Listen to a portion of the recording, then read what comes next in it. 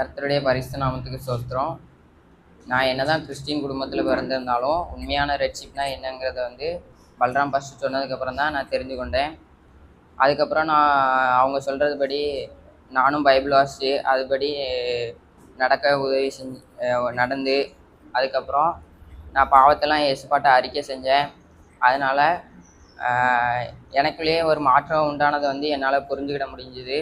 இயேசுப்பா நம்மளுக்காக எனக்காக என்னுடைய பாவத்தெல்லாம் சிலுவையில் அவங்க எனக்காக மரித்து உயிர்த்தெழுந்தாங்க என்றதை நான் முழுமையாக நம்புகிறேன். பரலோக நிச்சயம் எனக்கு இருக்குன்றதை நான் ஏற்றுக்கொள்கிறேன். அதன் அடிப்படையில் எனக்கு ஞானஸ்நானம் கொடுக்கலாம்.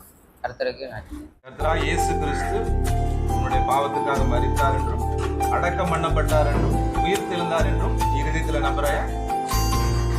பிதாவாகிய தேவன், குமாரனாகிய தேவன், பரிசுத்த ஆவியானவராகிய தேவன், திரியேக தேவன் என்கிற சத்தியத்தை நம்புறாயா?